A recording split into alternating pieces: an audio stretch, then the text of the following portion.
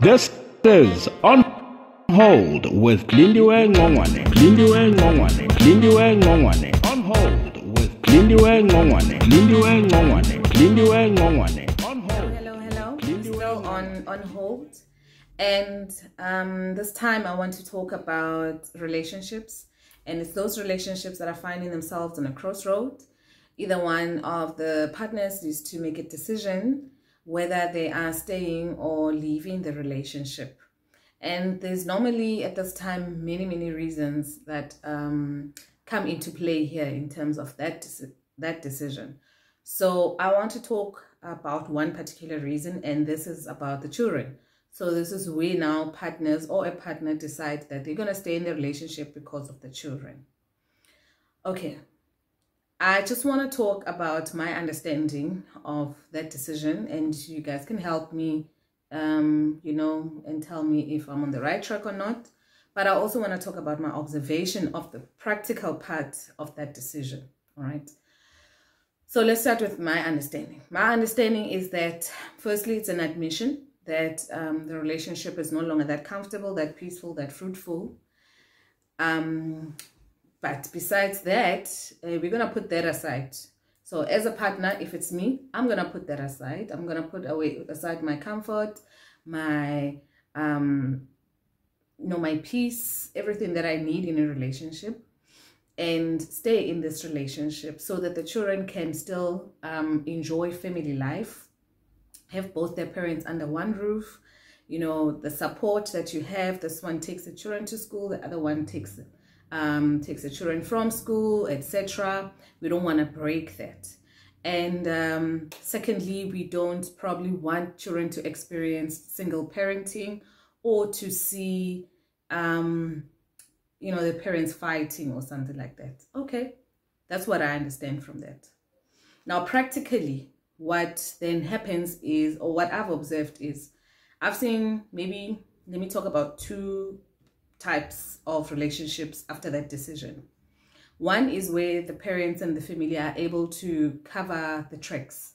So they're able to close, everything and cover everything that's going wrong so that nobody can see. So they're covering the cracks from themselves, first of all, to the children, the families, the community, everybody. So you show up as a unit.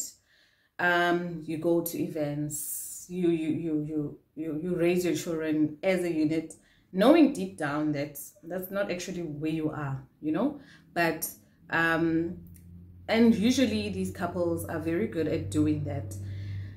The children also play into this, because obviously they need, well, indirectly you are asking them, because I can tell you that children can see everything because they are in this relationship. They can probably sense the tension and see subtle things.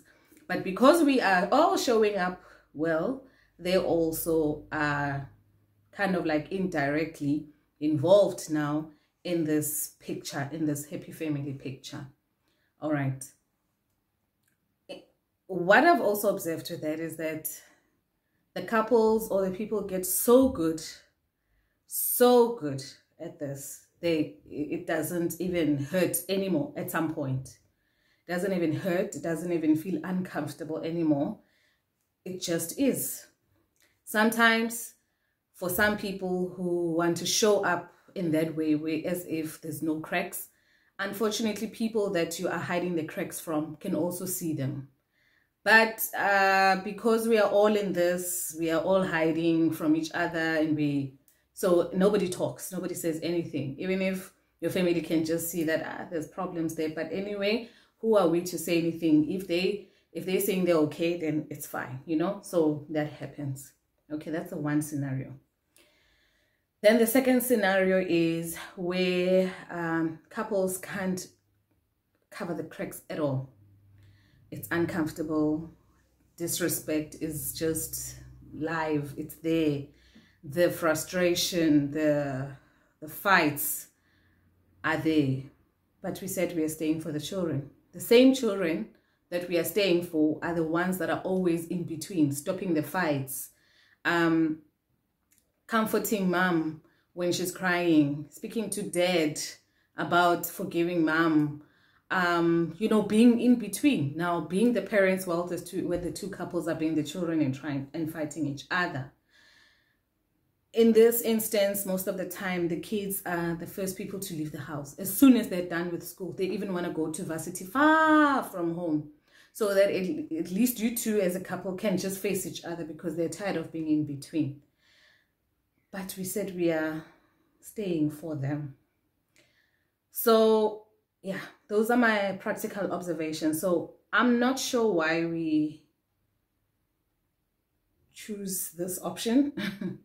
I'm not sure why we want to do this to ourselves. If you know you are unhappy already, and on top of that, you want to carry the burden of pretending you are happy. And thirdly, the responsibility we are placing on our children. Imagine, what are you saying? I stayed for you. I almost left you dead, but because of you, I stayed. What do we want the child or the children to say after that line? What do we want? We want to say, thank you, mom. What do we want them to say? I appreciate it, mom. I don't know what we want them to say, because if I think about my children, they just want to see me happy now, because a happy mother right now, as they're growing, is better than being angry and bitter in a relationship for a long time.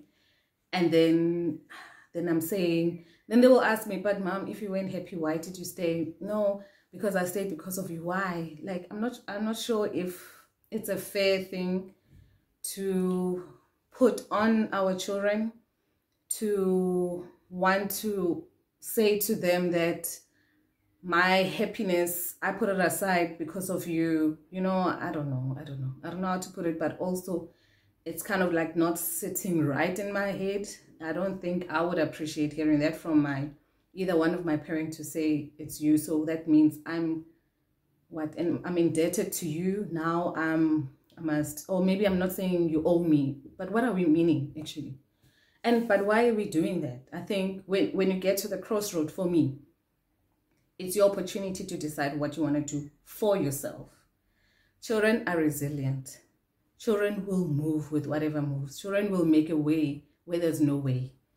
They are hypersensitive. They can feel the tension. They stay away from it. All of a sudden, your child likes to be at friends, sleepovers, things like that, because it's unbearable. As much as you are so trying to cover up, they can see it, they can feel it. They want to go to camp. They'd rather be elsewhere than being in the house. When they're done with school, they want to leave. I don't know. You know, I'm not sure if it has worked. If it has worked and you've seen it work, please also comment and let us know that it has worked. I'm just worried. And I would rather people make selfish decisions to say, I'm not happy. My children will have to understand. And again, guys, children are not loyal. Honestly, kids aren't loyal. They look after themselves. They know where their bread is buttered, and they go that way. And I'm talking about everybody, even old people. I've never seen any child. I mean, we see it everywhere. Kumbuleka everywhere.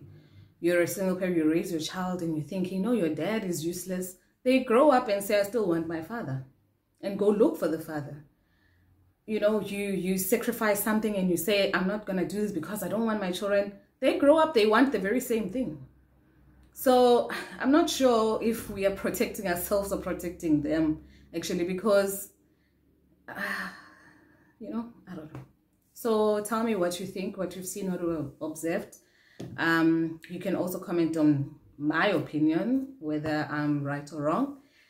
But yeah, staying for the kids, I'm not sure. It's not make sure anymore.